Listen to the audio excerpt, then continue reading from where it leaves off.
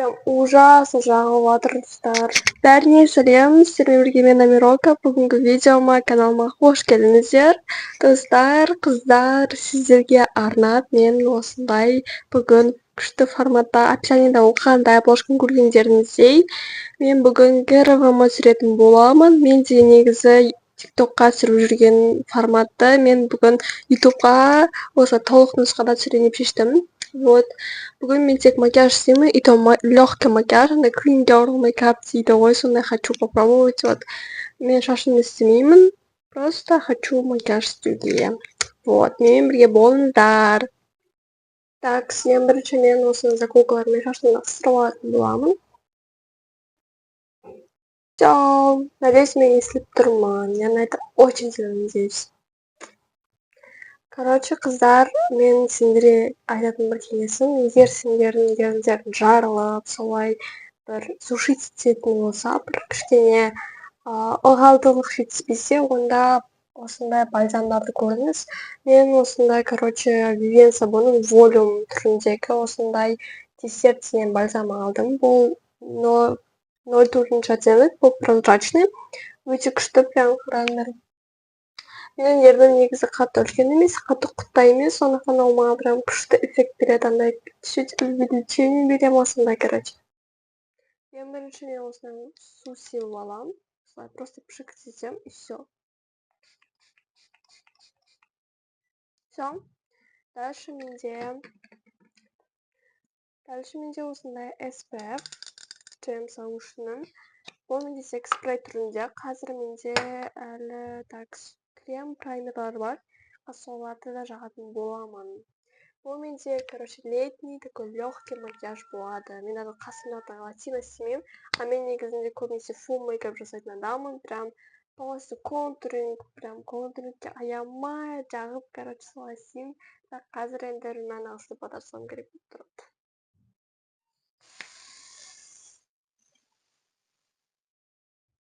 Негізі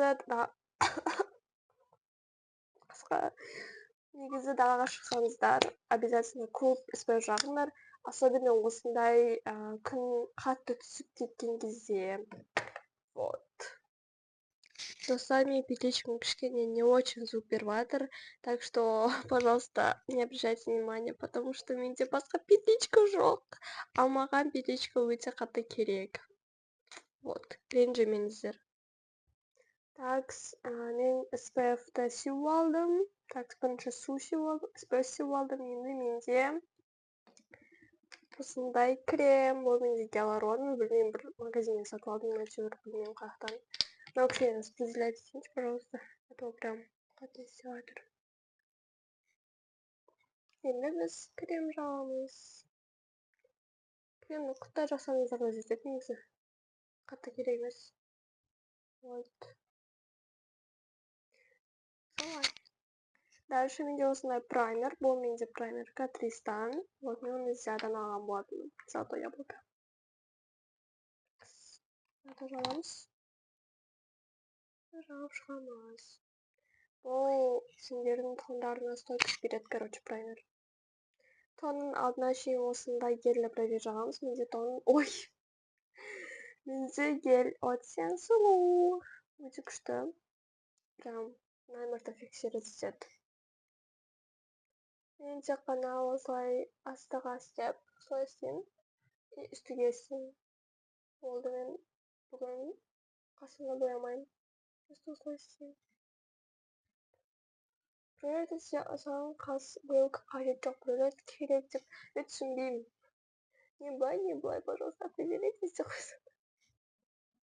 Все, достар, мен қасымда істеп алдым. Енді менде тон.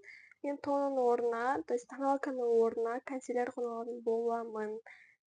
Так.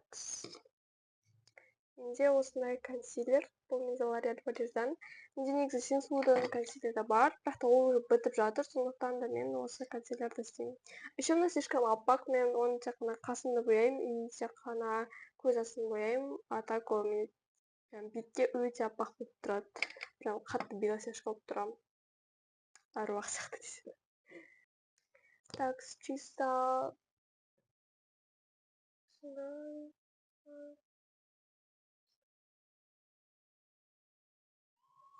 Короче, Т-зона, типа.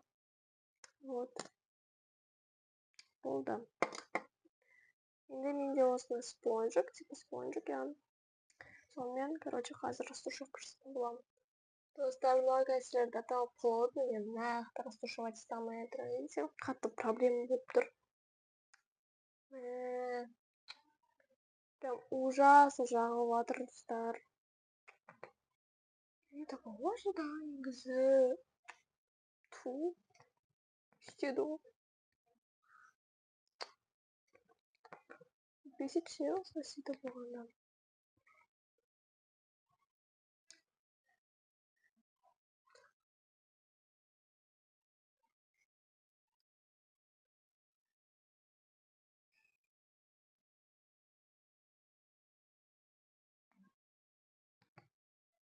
Ладно, достар, давайте мен енді румяна көшейін.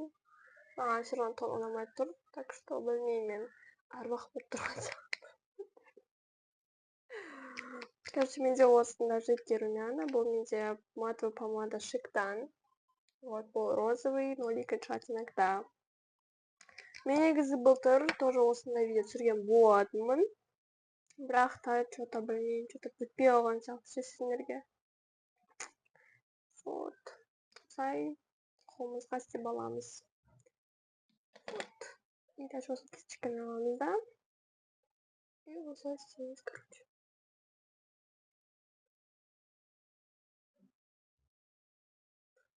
Достар, мен шоке болып жатырмын өз тоныма, потому что дұрыс жағылмай жатыр. Вот когда сенің тоның не очень, ол сенің бүкіл, короче, макияжың испортить ше. Қайдан келгеніңде құрсын.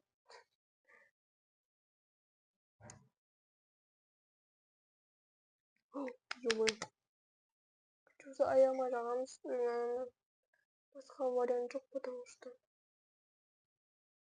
еще он пигментированный, еще ол деген кожаға тез прям сіңіп кетеді да. И, короче, вовремя осылай істемесем, капец болады. Қата қандай айтайын, қыздар. Короче, мен деген кеше туған күнге барып келдім, содан влог түсірдім ғой, и сол кезде біз күшті кино қарадық ше. Прям андай, өзіме қатты ұнады, прям сол кино. Короче, ол кино ұнады, твое сердце будет разбито. Вообще күшті достар, қыздар, қараңдар. Прям махаббат кино, ана дорамалар бар ғой. Мен дорама қарамайтын адаммын, мен соны қарап тұрмын, потому что ұнап қалды прям. Актерлерін білем, актерлары прям күшті ойнайды, маған қатты ұнайды, прям андай бірнеше серияға түскен бір актерлар ғой негізі. Вот. Соны айтып тұрайын сіздерге. Видеолар почему-то соңғы уақыттар 7 минуттан сондай болып жатыр, почему-то білмеймін, өзім түсінбей жатырмын не екенін. Вот. Слепота жасадың ба? Жасадың ба? Мен негізі жақсы көрмеймін слепотаны ше. Бетің қып-қызыл болып тұрады. Онда жақсы көрмейтін адам негізі болды. Енді дальше біздерге тушар, иә? Консилер жақпаймын, потому что консилер уже беттің бүкіл кетті. И маған в итоге вообще тон ұнамады. Шушит сама сондай бірнәрсе болып жатыр. Менде осындай пикми curler бар. Curler дейсің да. Мен негізі пучковый ресницы жабыстыратын адаммын. Просто менің кеше түсіп қалды да. Түнде ұйықтағанда сосын ладонь салдым. Дальше менде туш от Luxe Visage, достар, қыздар. Мен бронзер жақпаймын, потому что clean мейкапта вроде бронзер жақпайды. Түсінуімше, контуринг қойы. Қазір мен істеймін.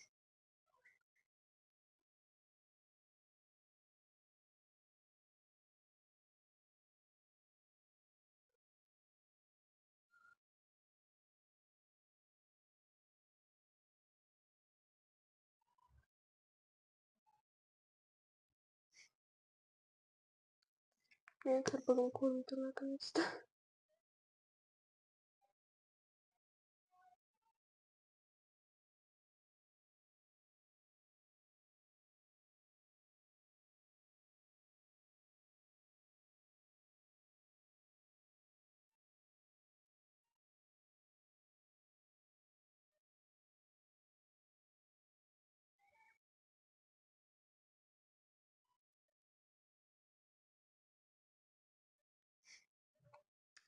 Так, все.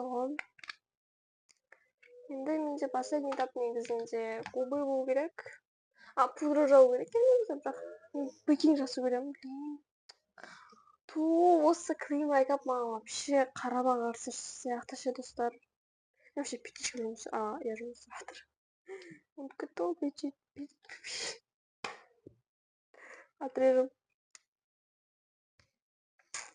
Так, дальше не қалдым, достар. Не қалды. Есіме ештеңе түспей тұр.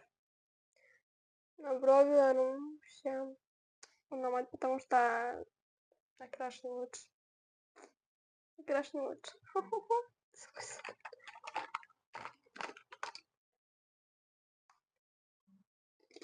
Аны соңғы этап осындай бір помаданы алып, бір розовый помаданы ажықтағай. Шаштырып не білем. Мен почему-то всегда макияж жасаудан шаштырып қалар еді. Любой кезде. Осындай.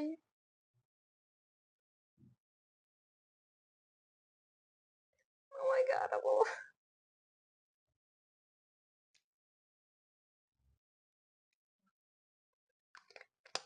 Короче, андай розовый қойып, прям слишком андай розовый болып тұрады.